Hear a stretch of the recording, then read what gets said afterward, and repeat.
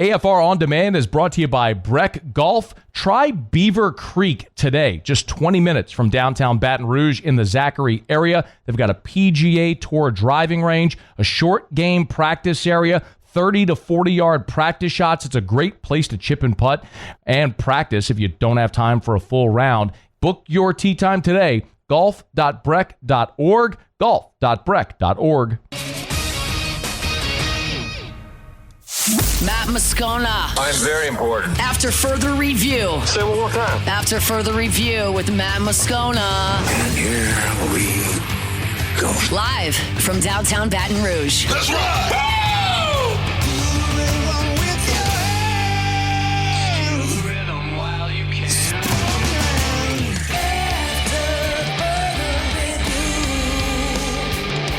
And off we go. Welcome aboard. Glad you're with us.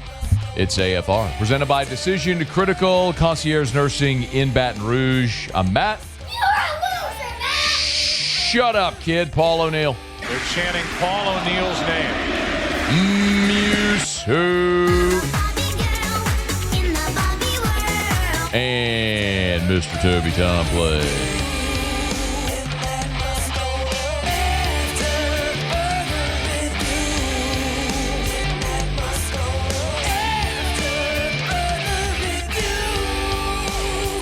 All right, we're here. Glad you are as well. Get out there and make it a good one. We have got a ton to do. Injury updates for the Tigers and the Saints. Sean Salisbury next hour, our Fantasy Blitz. Sean Kelly, the voice of the Gators. Mike Triplett in hour 3. My goodness, we are stacked. But let us begin as we do every single day. It's time to pop the top on another edition of AFR with Bud Light. Drink easy. All right. As this week has gone on leading up to Tigers and Gators, I know here we have very heavily focused on the matchup at the line of scrimmage with the LSU offensive line and the Florida defensive line with good reason. It is the reason that Florida beat LSU a year ago. Tigers dominated the yardstick. Look at the box score. LSU owned every facet of that game. But they didn't finish drives because time and again, that Florida defensive front created havoc. 7 sacks, 11 TFLs, 14 pressures, 20 hurries, and it killed drives. And LSU settled for field goals or had a costly turnover deep in their own territory when Caleb Banks forced a fumble from Garrett Nussmeier, and they ripped off a long 55-yard run, and that was the ballgame. So naturally, with injuries, key injuries, and absences and potential suspensions on both sides of that matchup, that was going to be a key part of what we talked about this week. Now, on the teleconference on Wednesday, I want to remind you, on the teleconference on Wednesday, Brian Kelly was asked for an update on Braelin Moore. This is what Brian Kelly said on Wednesday, so 24 hours ago. He said on Wednesday. I think we have him listed as probable. He did practice yesterday, and we expect him to practice today. Okay. So probable. Now, I will tell you, after practice on Wednesday, so that was Brian Kelly saying he practiced yesterday, meaning Tuesday, and they expected him to practice when he said today, he was meaning on Wednesday. Now, Wednesday evening, I had several conversations with people close to the program. Who said Braelin Moore did, in fact, practice on Wednesday, but that it wasn't great. And that, if anything, I don't want to, I'm being careful with my phrasing. I don't want to say regressed or anything along those lines. I just want to say that it was not promising. Let's put it to you, that was not promising coming out of practice on Wednesday. So the official injury report for LSU and Florida is now out. Remember, the SEC mandates an injury report for league games. So the official injury report is out. And what Brian Kelly 24 hours ago said probable, the official designation now for Braelin Moore, Trey'Dez Green, and Destin Hill is questionable. So that would stand to reason that it is a regression from what Brian Kelly was thinking on Wednesday morning to now. I want to reiterate by the way, also on the injury report, Zion Williams, the freshman defensive lineman, out. No reason given. Brian Kelly will meet with reporters on Thursday. It'll happen while I'm here in studio, so I won't be there, but perhaps someone there will ask what's going on there with Zion Williams, who's a massive human, by the way. I'm excited about his future potential here, but injured won't and out for this game. I think my feeling, as we continue to say it, is that the best way to approach this week is to give Braelin Moore time. Hold him out this week, hold him out against Southeastern, and get him ready for the trip to Ole Miss in 2 weeks. You don't need to be an historian to remember this, but if you're an LSU football fan, you will remember this. In 2016, this happened with Leonard Fournette. Fournette had that amazing 2015 where it looked like he was going to win the Heisman Trophy until he ran into Alabama. But coming back in 2016, everyone was super excited for what that was going to look like in 2016. And then in fall camp, Leonard Fournette sprained his ankle. And they got him ready to go against Wisconsin, and he re-aggravated it against Wisconsin. He had 23 carries for 138 that day, but he re-aggravated that ankle injury. He missed the next week, came back against Mississippi State, ran for 147 yards, then ran the next week against Auburn for 101, re-aggravated the ankle injury, missed a month after that. He came back at the end of October against Ole Miss and set the single-game rushing record with 284, then played against Bama, Arkansas, and if you remember, he still had that aggravated injury when they played Florida. That was the game that got removed, or they got moved because of the hurricane. And Fournette was not supposed to play in that game. They had the pregame scuffle. He ran into the locker room and got dressed. Do you remember that? And then that was the last. He hurt himself again, and that was the last we saw Leonard Fournette. He ended up only playing 7 games in 2016 because of that ankle and just continuing to try to manage it and play and then give it rest, but he just never gave it enough time. I don't want that to happen to Braelin Moore. He is too critical to this team. He is your best offensive lineman at the most important position on the offensive line. So, and I understand that a running back has to stop and start and cut and jump, and it's different than a lineman playing in a phone booth where you can take that thing high and tight and just say, go deal with it. It's different positionally. I do understand that. But my preference would be, man, if Braelin Moore is not 100%, you can't run the risk of this happening, where then you're going to miss him for a month and he comes back and he's out again and in and out, like managing all year. Give him the time he needs to get right. You have the time here to get it right and get him ready for Ole Miss. And then you have an open date after Ole Miss. Like, you have the time to do it right now, so do it correctly right now. So we'll see how this all plays out. Now, the other side of this injury report is that from the Florida side, there's 1, 2, 3, 4. There are 6 players that are already out for this game. Running back Trayon Webb, wide receiver Dallas Wilson, edge L.J. McCray, which we know he broke his foot, defensive back Michael Caraway, tight end Scott Isaacs, and offensive lineman Fletcher Westfall. They are already out for the game. The omission there, as you notice, is Caleb Banks. So Caleb Banks is not on the injury report. He has not yet played this year.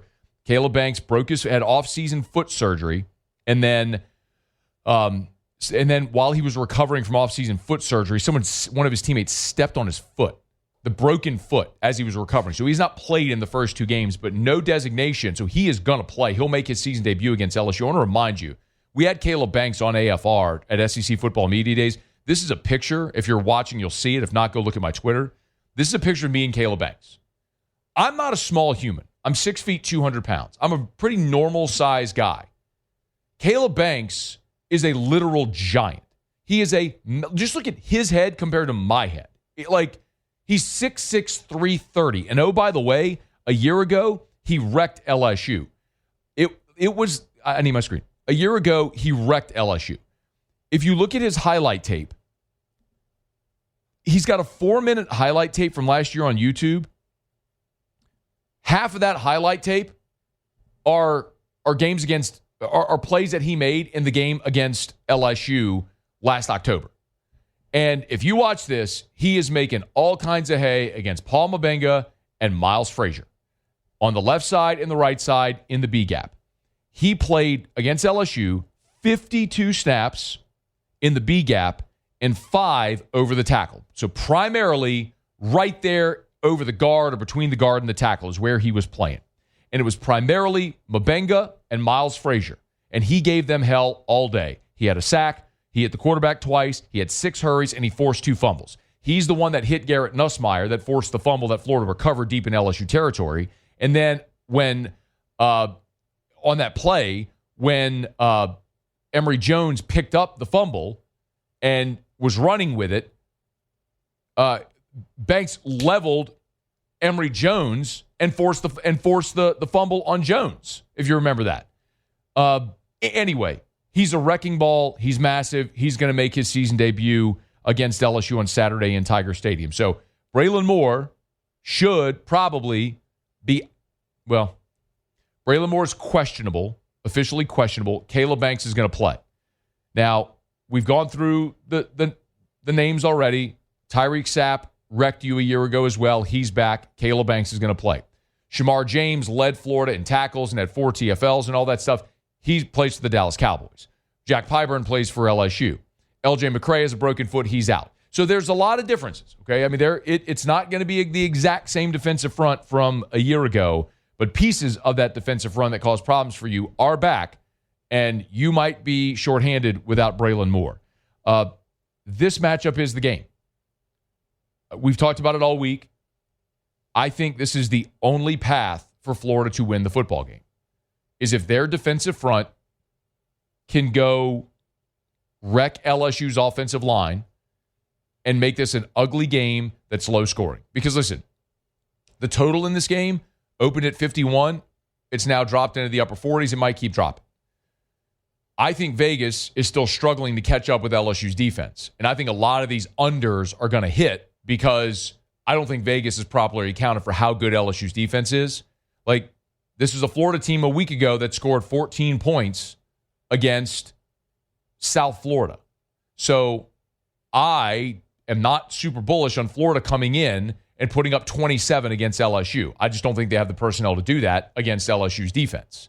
The flip side of it is this LSU offense, which was stuck in the mud a week ago against Louisiana Tech, ready to get going against the one team that was hell on wheels for a really good pass blocking offensive line a year ago. We're going to find out Saturday night in Tiger Stadium. But we'll get the absolute latest on those injury reports when we have them. Brian Kelly meets with reporters on Thursday night. If that happens while we're still on air, I'll certainly pass it along to you here on the show in hour number 3.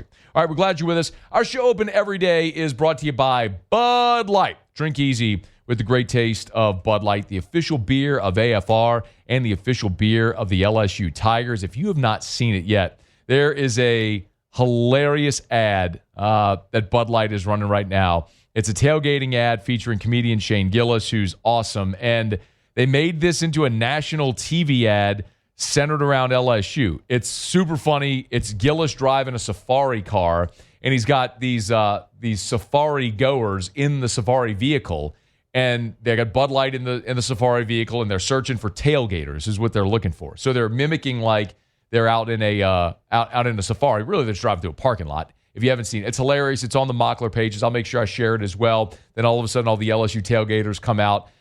Gillis is hilarious. The spot's great. It highlights everything that's fun about the Bud Light brand. That's great about LSU tailgating. Shane Gillis' humor. Love to be able to have great partnerships like this and have some fun with it. So, as we always say, you're going to be tailgating this weekend for LSU. Pick up the officially licensed LSU can, the 12-ounce can, the 16-ounce aluminum bottles that we have here on set with us. A hat tip to Courtney over at Mockler. She's the one who designed these cans and aluminum bottles. So you can pick them up at great local retailers all over, and make sure that when you're tailgating with the Tigers here this weekend for LSU against Florida and all season long. Drink easy with the great taste of Bud Light, the official beer of AFR, the official beer of the LSU Tigers, the official beer of the New Orleans Saints as well. Make sure all football season long you're drinking easy with the great taste of Bud Light. All right, it's after further review. We'll knock out a quick break. When we come back, more injury news for the Saints and Niners, and this could end up playing really into the Saints' hand as they might be able to raise up and steal one. None of us thought that they were going to get. We'll talk about it next on AFR. After further review.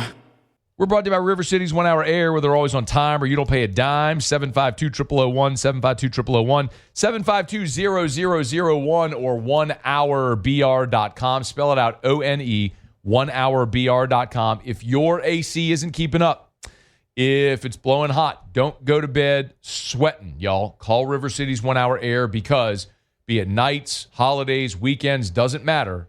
If your AC isn't keeping up, they'll come out nights, holidays, weekends. Remember this number or call it right now.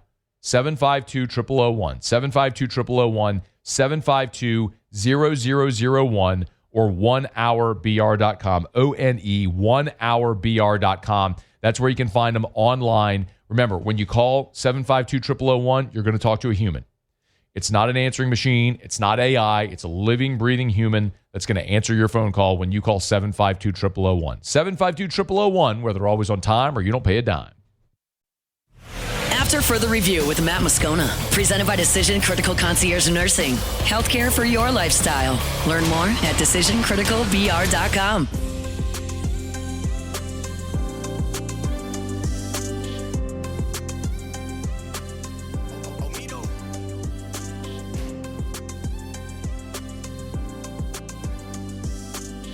The New Orleans Saints are off of the practice field here on Thursday. We are still waiting on the San Francisco 49ers version of the injury report. Let me quickly, though, run through what we know for New Orleans. There's a smidge of good news herein. Taliesin Fuaga, who injured his knee on Sunday, did not practice Wednesday, was on the field in a limited capacity on Thursday. That's the really good news. That means he's trending toward being available. We'll see what happens on Friday.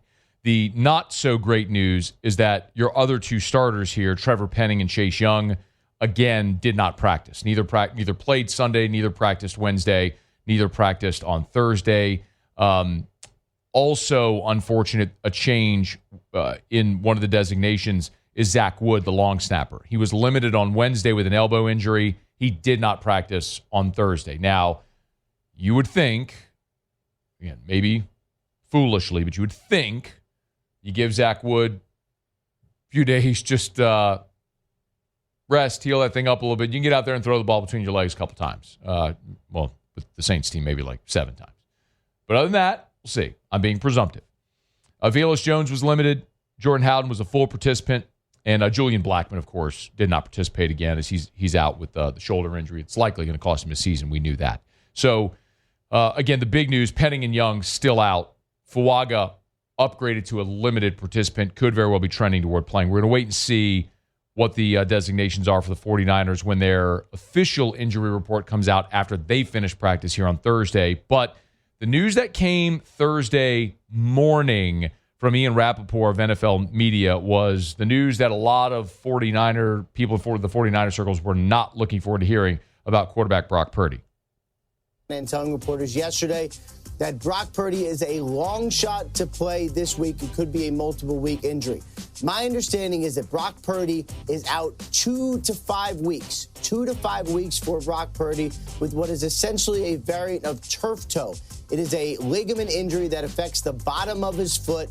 Call it turf toe if you want. That's basically what Kyle Shanahan has said. But 2 to 5 weeks for Brock Purdy, which would put him out at least the Saints game this week, the Cardinals game next week, and then we'll see. It is swollen. It is irritated. No one knows how it's going to react, but certainly it seems like the 49ers are looking at probably 2 starts for Mac Jones, their backup quarterback, and maybe more. And it's been tough early on for the 49ers, guys. I mean, obviously you had the Christian McCaffrey minor injury to start out. Week 1, he ended up playing. You have George Kittle on IR with a hamstring injury, another battery of injury for the 49ers. A lot of challenges early on. Okay, so that was Ian Rapoport of NFL Media giving the update. So 2 to 5 weeks for Purdy. I don't really care what happens with Brock Purdy the rest of the season. What I care about is Sunday in the Dome against the Saints, and he is going to be out, according to that report, this Sunday, meaning the Saints will prepare for Mac Jones. That San Francisco offense is very shorthanded, and this is a great benefit to the New Orleans Saints. Remember a few years ago, the Saints caught a break. When they played the Giants, they got to face Dammy Gauntlets. Remember that? They also, when they faced the Bears, They got to face who was the kid from Eastern Brock University? What was his name? Tyson Bagent. Him, that guy. They got to face him. Remember, there was like a handful of games where the Saints kept facing backups because guys kept getting injured. Maybe this is one where you catch a break because it seems like you're not going to have to face Purdy. You're going to face Mac Jones. And I want to remind you, do you remember the last time the Saints faced Mac Jones? Saints faced Mac Jones in 2023 when he was the starting quarterback in New England. It was his third year, which ended up being his final year in New England. Mac Jones, the Saints won that game 34-0. If you remember that game, it was early season. It was October the 8th in New England. Mac Jones was 12 of 22 for 110 yards, no touchdowns, 2 picks, got benched at halftime for Bailey Zappi. Tyrann Mathieu had a pick 6 at the start of the game to open up the scoring. And as you mentioned, ultimately they brought in Bailey Zappi to play the second half, and it wasn't any better. The Saints blew the doors off of New England that day. So now that was a different Saints defense, obviously different Saints team altogether a couple of years ago. But Saints have seen Mac Jones, and it was in New England, and it didn't go great for Mac Jones. The thing about San Francisco is this San Francisco offense is gutted. Brock Purdy's out. George Kittle's on IR. Brandon Ayuk, remember, tore his ACL and his MCL last year in Week 7. He's still not back yet. So, and Deebo Samuel was traded this offseason. He's going to play Thursday Night Football for Washington, catch a pass from Jay Daniels. So, no Samuel, no Ayuk, no Kittle, no Purdy. You have Christian McCaffrey back, and he was awesome. He had over 140 yards from scrimmage this past weekend in the opener against Seattle. But that was not a great day offensively for San Francisco in that opener against Seattle. Now, it was on the road. It was on the road in Seattle, and this is on the road in New Orleans. But the Saints have hardly been a solid home team over the last 3 seasons. The dome field advantage has been all but gone. But you know, the Niners won that game on the road, scoring only 17 points, and that's the cautionary tale, is that the Niners went on the road with that defense and held Seattle in their home stadium to 13 points. That was Sam Darnold. That was Jackson Smith and Jigba, Zach Charbonnet, some good young players offensively there, but Seattle only managed 13 points on their home field in that game. Now for New Orleans, can they move the ball against the San Francisco defense? Robert Saleh is back in San Francisco, and he is a great defensive mind. It didn't work out with him as a head coach of the Jets, but he is a great defensive coordinator. That is objectively true. They held Seattle to 230 yards and 13 points on their home field. What do we realistically think New Orleans might be able to do with a rookie left tackle, an injured Taliesin Fuaga, Dylan Radins replacing Trevor Penning at left guard, Cesar Ruiz, who might be the worst starting offensive guard in the NFL, at right guard? You don't really have a true tight end, and you're starting Spencer Rattler. I don't know that I'm bullish on the New Orleans Saints offense getting going against the San Francisco defense, which, by the way, Spencer Rattler was asked about that Niners defense when he met with reporters on Wednesday after practice. Very fast. I mean, a lot of speed on the field. They get the sideline to sideline really well. Obviously, Fred Warner, best in the league, one of the best in the league, super smart guy. We're going to have to prepare for him. And obviously, Bosa on the edge, got to have a game plan for him. So, we got to put in a good plan this week. We had a great day today starting out, this Wednesday, and got to keep building, day by day up to the game. It's going to be a really tough challenge, but this feels like one of those games where offense is probably going to be hard to come by just by virtue of the fact that San Francisco's defense is exceptional and the Saints' offense is not.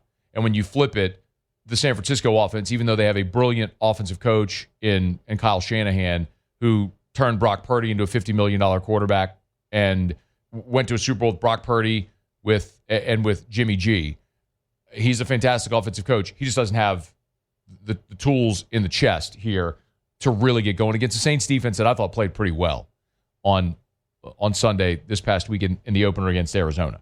They gave their team a chance to get in there and win the football game when they started getting stops, in the second half. So probably a low-scoring game this Sunday in the Superdome with the Saints and the Niners. For whatever it's worth, that line opened at 7.5. It's all the way down to 3.5. The total is at 40.5. So Vegas is looking like a 2017 type game. That's kind of what they're projecting right there. something along those lines. 21-17, something like that for Saints and 49ers. But see if this offense can get going against a really good San Francisco defense, because they'll have an opportunity. I mean, this is one where I certainly didn't give New Orleans much of a chance of winning. I thought that the first two at home, you had a better chance of beating Arizona than you did of beating San Francisco. Well, that's changed because of all the injuries with San Francisco. If Purdy and Kittle and everybody was healthy, it's a completely different story. I don't even think this is a ball game. You have a chance to get this one, because I don't think you're going to Seattle and winning. I don't think you're going to Buffalo and winning. So getting this one on Sunday is the difference between starting 1-3 and starting 0-4. So see if the Saints can get this one, be a little bit more than competent offensively, play strong defense against a backup quarterback. See if you might be able to steal one that not many people thought you'd be able to get Sunday in the Dome. All right, it's After Further Review. We're brought to you by Parish Construction and Roofing, parishbuilt.com, parishbuilt.com. Tell you every day, do business with someone you know. That's me and Terrio and Richard Tilley and Joe Morales, our whole great staff and crew. Matt Pearson, our commercial roofing manager. We're expanding our commercial division and went down to Florida and hired Matt Pearson away. There's literally no one that I've ever met who knows more about every type of roof than Matt Pearson. He's just the best. So if you have a commercial or industrial roofing job, we'd love to help you out. We literally just finished a job for Our Lady of the Lake at Parish Construction and Roofing at one of their facilities. So it doesn't matter how big the job is or if it's your residential home. We'd love to help you out with repairs, replacements. We can do any type of roof. We even do roof soft washes as well. So you want to clean the roof, we can do that. And we do gutters, do it all. It's Parish Construction and Roofing, parishbuilt.com, parishbuilt.com. Do business with someone you know, Parish Construction and Roofing. All right, y'all, it is After Further Review. Thursday shows are brought to you by Decision Critical, Concierge Nursing in Baton Rouge. We're going to knock out a break. We'll go around the SEC when we come back. The SEC coaches collectively have responded to Ryan Day of Ohio State, his opposition to the one portal window. The SEC coaches have given a collective voice to their opinion. You'll hear that. And by the way, we missed Sean Salisbury on Tuesday. We just had trouble with the connection. Sean's going to be with us in 45 minutes. I want his opinion on Rattler against Mac Jones, and then also what to expect this weekend from DJ Lagway, who's been really rusty the first couple of weeks of this college football season. We'll get into all that with Sean Salisbury again about 45 minutes from right now. Stick around. It's AFR. AFR. Next month, the Watermark Hotel is going to be celebrating its centennial. Now, not the hotel, but the building itself. I've told you before, Watermark Baton Rouge, downtown on 3rd Street, is Baton Rouge's original high-rise building, the old Louisiana National Bank building. It's celebrating its centennial next month, and they got a month worth of really fun events and cool commemorative events going on at Watermark Baton Rouge that we're excited to tell you more about when we get into October and all the things that are coming up. But it's just a great reminder to experience that piece of history in Baton Rouge, but also Baton Rouge's premier hotel property. Watermark Baton Rouge has been voted by you the best hotel in the best 225. They've got, of course, two amazing dining options. You got the Gregory, which is right there in the lobby, and then Milford's on 3rd, a little more casual sandwich shop, which is accessible via 3rd Street or through the lobby. You can see it there. You got an event you want to host, Watermark Baton Rouge. You want a great dinner, cocktail, glass of wine, pop on in and see our friends at Watermark Baton Rouge. After Further Review with Matt Moscona, presented by Decision Critical Concierge Nursing. Healthcare for your lifestyle. Learn more at decisioncriticalbr.com.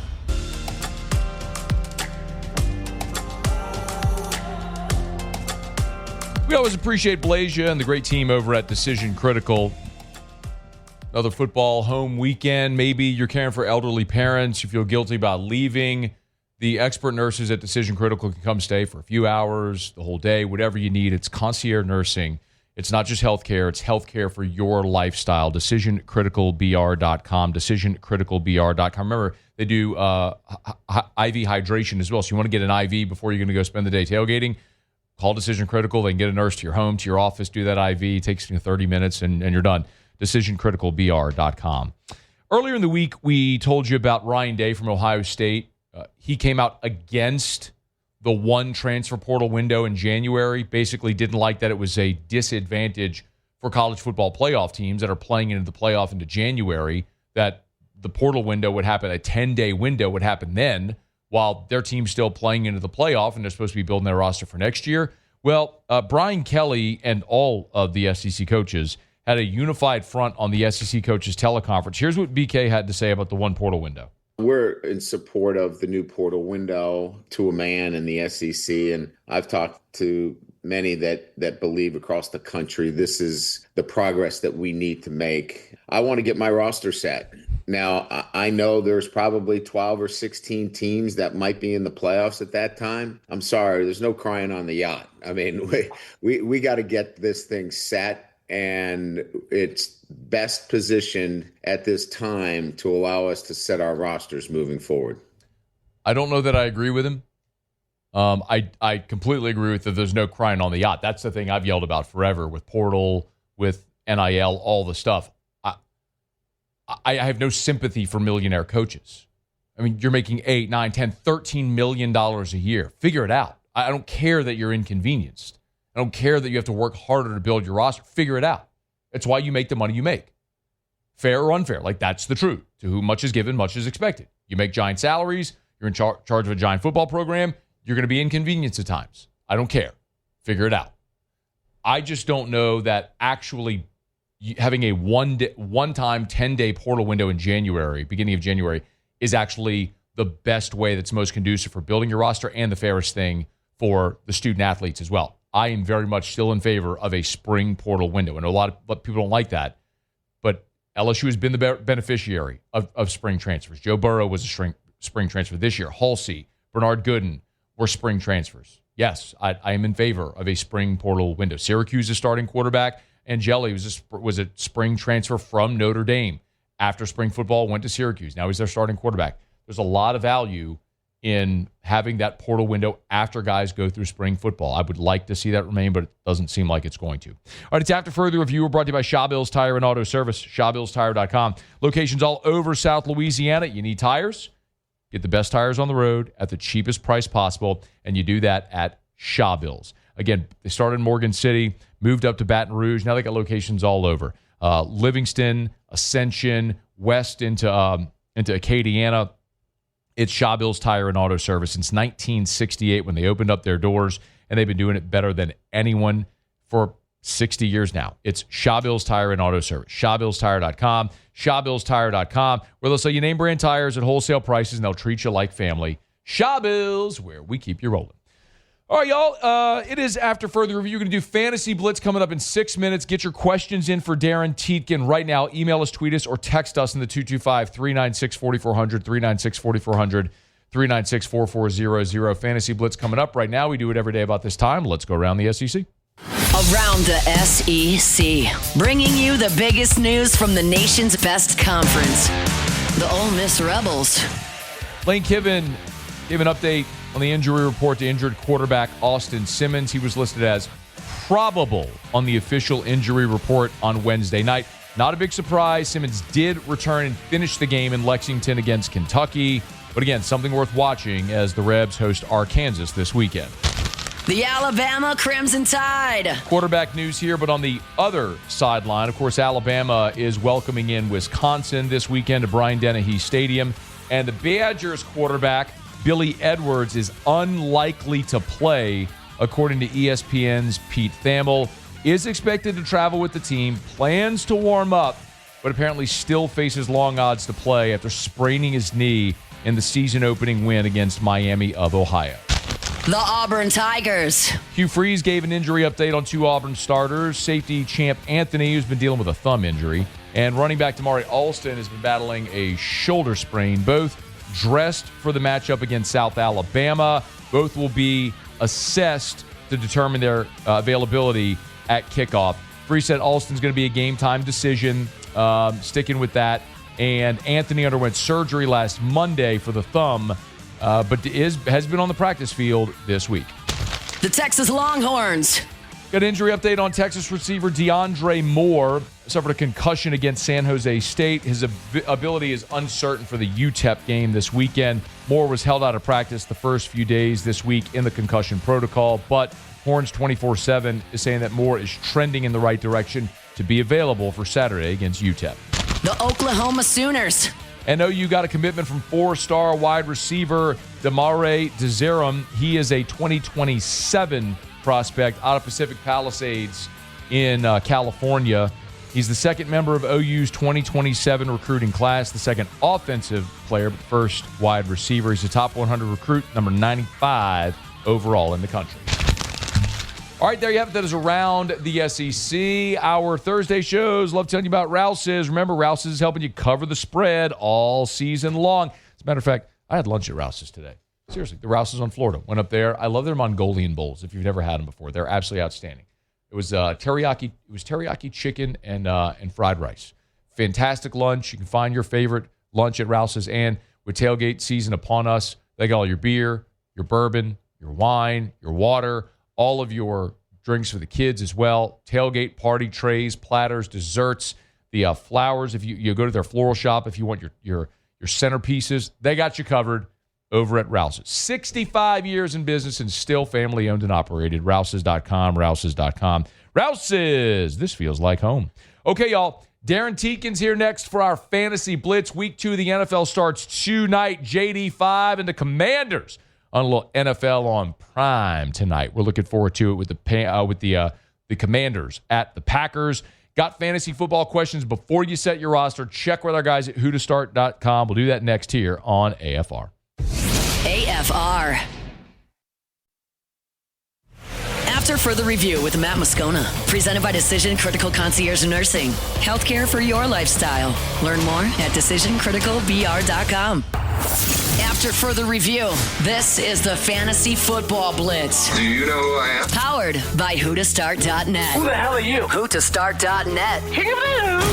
The Fantasy Football Blitz. Who the bitten? This is the Fantasy Football Blitz, powered by whotostart.net. All right, let's do it. Week 2 of the NFL. Darren Teakin is with us. Who2start.net, the numeral 2. Get your personalized fantasy football advice there, or get it right here. Get your questions in. Email us, tweet us, text us, or jump in the Bayou Forward YouTube chat on the Watch 104.5 ESPN YouTube channel. D, how are you, man? Doing good. Thanks for having me back, of course. Of course, man. As always, let's start with Thursday Night Football on Prime. A good one that a lot of people here will be watching. Jaden Daniels, the Commanders, heading up to Lambeau Field to take on the Packers, 7:15. What we're watching? Yeah, I mean, obviously you're going to start Jaden Daniels. So a good start there in Lambeau Field. Jordan Love, a little bit of a lower end quarterback one, but you're still starting him. We're looking for Deebo Samuel to have a real good game tonight, just because the Packers seem to struggle against slot receivers. All right, we always ask for sleepers as well. What are we looking at here in week 2? Yeah, we got a couple for you. Looking at Dylan Sampson, the shifty running back out of Cleveland, probably going to catch a bunch of balls against Baltimore. So if you're in a PPR format, need a flex or maybe a lower end running back too, we like Dylan Sampson. And then with Xavier Worthy most likely out for the Chiefs, Hollywood Brown obviously is going to be the main target there with Travis Kelce, but don't forget about Juju Smith-Schuster. Patrick Mahomes tends to look his way, especially to move the chains. So if you're struggling to find a flex or maybe like a third or fourth wide receiver, Juju might fit the bill. Dylan Sampson, shout out to Dutchtown, Louisiana, about 20 minutes from where we sit. SEC Player of the Year a season ago. Awesome dude. All right, let's get to questions. As always, we'll start with Craig, who said, hey, Darren, who to start, Jaden Daniels or Justin Herbert? Yeah, you got to go with Jaden Daniels. Herbert's a good start. Obviously, in Vegas is a nice start, but Daniels is one of those guys you just pretty much plug and play. Daryl said, who to start? Is it time to start thinking of starting Zach Charbonnet over Kenneth Walker? Would you start Charbonnet over Isaac Pacheco? Yeah, I think I would. Pacheco, the Chiefs, the offense is just kind of hard to predict, especially the run game. I do like Charbonnet's matchup. I think he's getting pretty much a 50-50 split with Kenneth Walker. And because that matchup is fairly good this week, I think I might just lean Charbonnet. Here's one from Greg. Who to start? It's a half-point PPR league. He needs one of these three. He's got Mark Andrews, Juwan Johnson, or Tyler Conklin. Who to start? Definitely not Conklin. I think one of between the other two, I think I might lean on Juwan Johnson. He had a ton of targets with Rattler there. It's hard to rely on Rattler, but I think that Juwan Johnson is a safe enough start there against the Niners at home. Matty needs running back help. He's got Breece Hall or Ashton Genty. Who to start? Yeah, Gianti needs to play. I mean, Hall looked good last week, got a lot of catches, but Gianti is the workhorse for that Vegas Raiders team, so you're going to play Gianti. Clark needs 2 PPR. He's got Pacheco, Juwan Jennings, Stephon Diggs, Aaron Jones. Needs 2. Who to start? I think you're playing Diggs and Jones there. I mean, Jones is splitting the backfield with Jordan Mason, but I think the matchup's good enough for both of those guys to get you a decent amount of points. I think the other two, just keep them on your bench for now. But, yeah, Jones for sure. Remember, you can tweet your questions at Matt Moscona. You can email as well, matt@1045espn.com, or you can text 225-396-4400, 396-4400, 396-4400. All right, Darren, who to start from Gabe? Who to start, Chuba Hubbard or Alvin Kamara? Oh, boy. If you can't start both of them,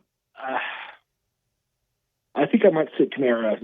It's tough to do. Obviously, he's a workhorse. That Saints team catches a bunch of balls, but Hubbard doesn't really have anybody to share the backfield with.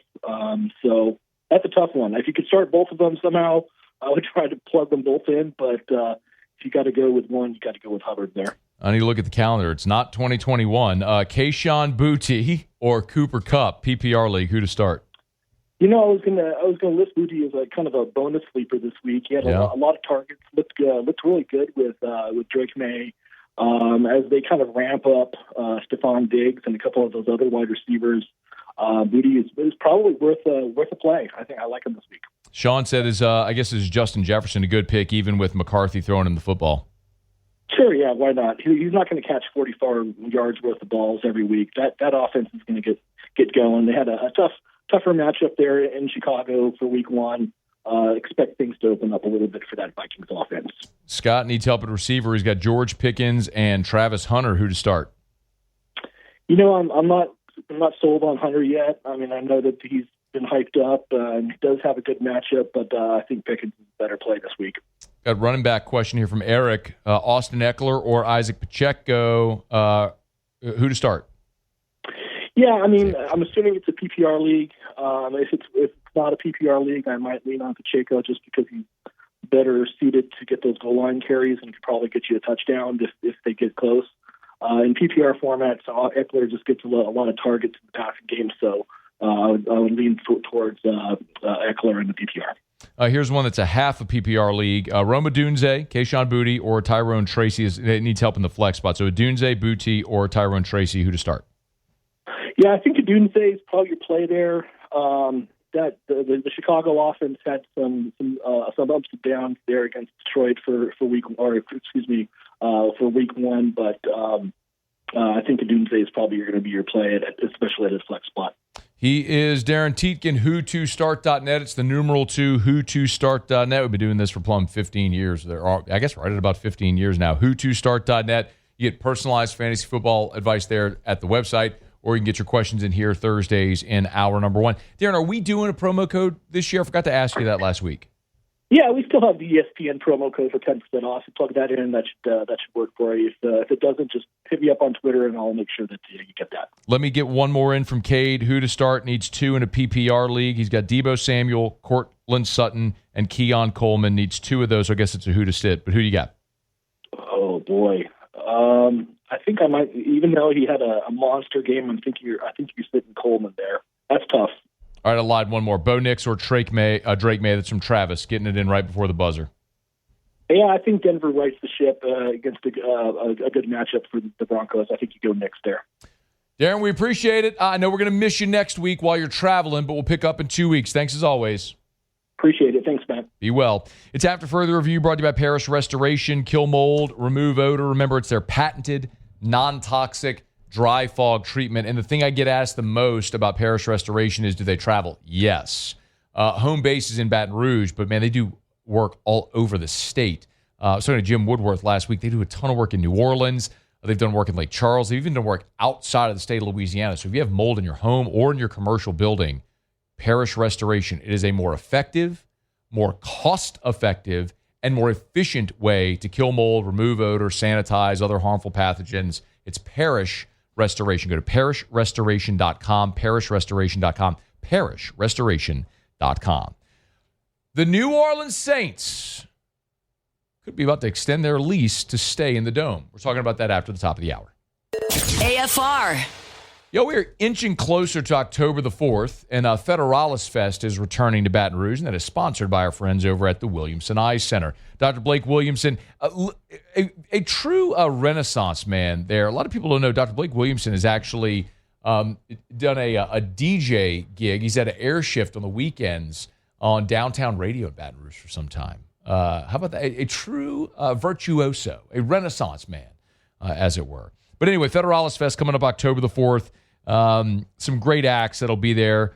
Paul Cawthon, George Porter Jr., Sam Morrow, some regional local acts as well. So it's LSU's first buy. You can get your tickets at federalisfest.com, federalisfest.com. And it'll be at Live Oak at Cedar Lodge on Saturday, October the 4th, presented by the Williamson Eye Center. So support the community and great events like that. And, of course, getting you eye care, eyewear, and eye surgery. It's williamsoneye.com, williamsoneye.com, williamsoneye.com.